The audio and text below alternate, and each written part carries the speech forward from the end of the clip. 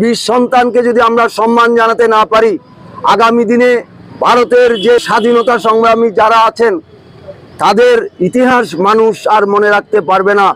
আমরা এই ধরনের বীর সন্তান যারা আছেন, শুধু মাস্টারদা কেন, আরও যারা যারা আছেন সবাইয়ের স্মৃতি বিজড়িত যে সমস্ত পার্ক তৈরি হয়েছে, যেখানে মূর্তি রয়েছে, সেগুলোকে সৌন্দর্যায়ন করে আলোক সজ্জিত করা উচিত বলে আমরা মনে করি।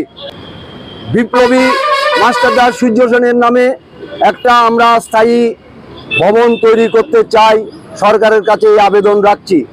আরও একটি কথা বলে দিতে চাই, মাস্টারদের আদর্শ, তার যে স্বাধীনতা সংগ্রামের ইতিহাস আগামী প্রজন্ম যাতে জানে, তার জন্য পুস্তক আকারে সেটা লিপিবদ্ধ করা উচিত বলে আমি মনে করি। শিক্ষা দপ্তর এই বিষয়ে নজর দেওয়া উচিত, পশ্চিমবঙ্গ সরকার এই বিষয়ে নজর দেওয়া উচিত বলে আমরা মনে করি।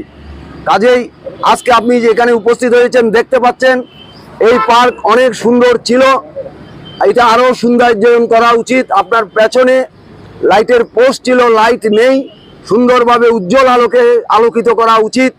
এই ধরনের বীর সন্তানকে যদি আমরা সম্মান জানাতে না পারি, আগামী দিনে ভারতের যে স্বাধীনতা সংগ্রামী যারা আছেন তাদের ইতিহাস মানুষ আর মনে রাখতে পারবে না।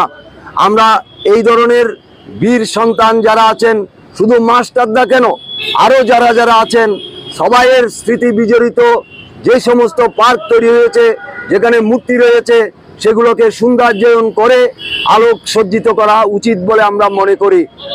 আমার নাম কাজল দাস, শিলিগুড়ি মাস্টারদা স্মৃতি সংঘের কেন্দ্রীয় কমিটির সহ সম্পাদক এবং আমাদের ব্রাঞ্চ কমিটির আমি সম্পাদক।